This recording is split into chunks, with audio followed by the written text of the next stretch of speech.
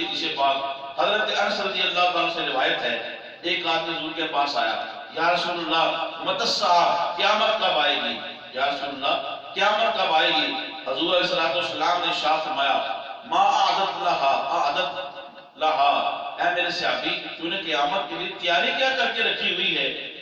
صحابی نے عرض کیا، یا رسول اللہ صلی اللہ علیہ وسلم ما اعددت لہا من کثیر صلاۃ ولا صوم ولا صدقہ ولکنی احب اللہ ورسولہ۔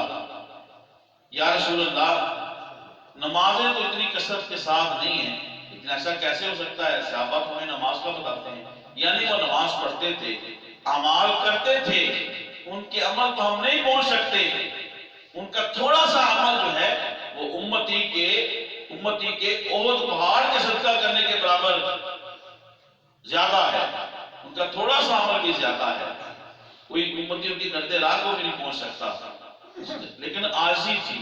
کہا یا رسول اللہ فخر نہیں تھا، حضور نمازیں پڑھی ہیں لیکن اتنی زیادہ نہیں، ہاں ایک عمل قیامت کے لیے ضرور تیار کر کے رکھا ہوا ہے، وہ کون سا؟ یا رسول اللہ اللہ اور اس کے رسول سے محبت کرتا ہوں، اللہ اور اس کے رسول سے محبت کرتا ہوں۔ معلوم ہوا کہ صحابہ کو بھی پتا تھا کہ بخشش کا معیار جو ہے وہ محبت مصطفیٰ ہے، بخشش کا معیار۔ اب ایک اور